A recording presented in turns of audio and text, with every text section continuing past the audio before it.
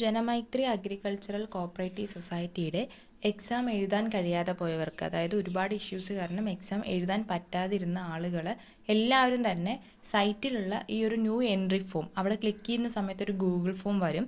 ആ ഒരു form fill ചെയ്ത് കൊടുക്കുക എല്ലാവരും. അതായത് ഇപ്പോൾ 21-ാം തീയതി എക്സാം എഴുതാൻ പറ്റാത്ത ആളുകളാണെങ്കിലും ഇന്നലെ നടന്ന എക്സാം എഴുതാൻ പറ്റാത്ത ആളുകളാണെങ്കിലും ഈ ഒരു ഫോം നിങ്ങൾക്ക് ഫില്ല് ചെയ്ത് കൊടുക്കാവുന്നതാണ്.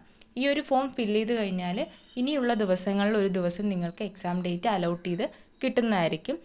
അതായത് ഇപ്പോൾ ഒരു ഡെയിലി ഒരു ടൈം ഷെഡ്യൂൾ പോലെ ഇടുന്നുണ്ട്. അതായത് ഏതൊക്കെ രജിസ്റ്റർ നമ്പറുകാർക്കാണ് ഏതൊക്കെ ടൈമിലാണ് എക്സാം എന്ന് പറഞ്ഞിട്ട് ഒരു PDF സൈറ്റിൽ എപ്പോഴും ഇടുന്നുണ്ട്. ഇപ്പോൾ ഇന്നലെ 23-ാം തീയതിയുടെ ഇട്ടിട്ടുണ്ടായിരുന്നു.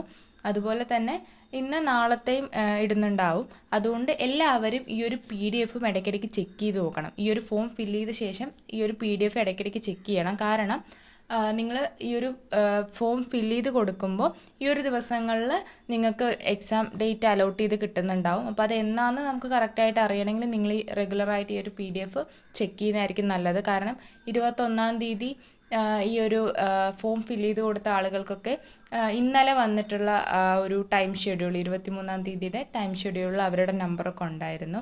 അതുകൊണ്ട് തന്നെ ഈ ഒരു ഫോം എല്ലാവരും ഫില്ല് ചെയ്ത് കൊടുക്കുക. ഇനി വരുന്ന എല്ലാ ദിവസങ്ങളിലുള്ള ആ ഒരു ടൈം ഷെഡ്യൂളിൻ്റെ PDF നിങ്ങൾ ഒന്ന് ചെക്ക് ചെയ്ത് നോക്കുക. പിന്നെ അതുപോലെ സൈറ്റിൽ കയറുന്ന സമയത്ത് എക്സാം റിലേറ്റഡ് അപ്ഡേറ്റ്സ് എന്ന് പറഞ്ഞിട്ട് വന്നിട്ടുണ്ട്.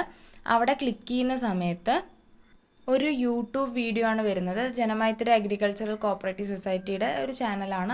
അതിൽ അവരൊരു യൂട്യൂബ് വീഡിയോ ഇട്ടിട്ടുണ്ട്. ആ ഒരു വീഡിയോയിൽ എക്സാമിൻ്റെ കുറച്ച് ഇൻസ്ട്രക്ഷൻസും കാര്യങ്ങളും പറയുന്നുണ്ട്. അപ്പോൾ എല്ലാവരും സൈറ്റിൽ കയറിയിട്ട് ആ വീഡിയോയും കൂടെ ഒന്ന് കണ്ടു നോക്കുക. പിന്നെ എങ്ങനെയാണ് ഡെസ്ക് ടോപ്പ് സൈറ്റ് ഓൺ ആക്കിയിട്ടുണ്ടെന്ന് ചോദിച്ചിട്ടുണ്ടായിരുന്നു. അപ്പോൾ നമ്മൾ സൈറ്റ് ഓപ്പൺ ആക്കുമ്പോൾ ഇങ്ങനെ കാണുന്നുണ്ടാവുക.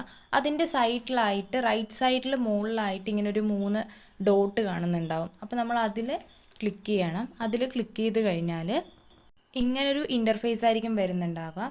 അതിൽ ഡെസ്ക് ടോപ്പ് സൈറ്റ് എന്നുള്ളൊരു ഓപ്ഷൻ ഉണ്ടല്ലോ, ഒരു ബോക്സ് ഒക്കെ ആയിട്ട് കൊടുത്തിരിക്കുന്നത് അപ്പോൾ അവിടെ നമ്മൾ ക്ലിക്ക് ചെയ്ത് കഴിഞ്ഞാൽ അവിടെ ഒരു ടിക്ക് വരും. അങ്ങനെ ഡെസ്ക് ടോപ്പ് സൈറ്റ് ഓൺ ആവുന്നതായിരിക്കും.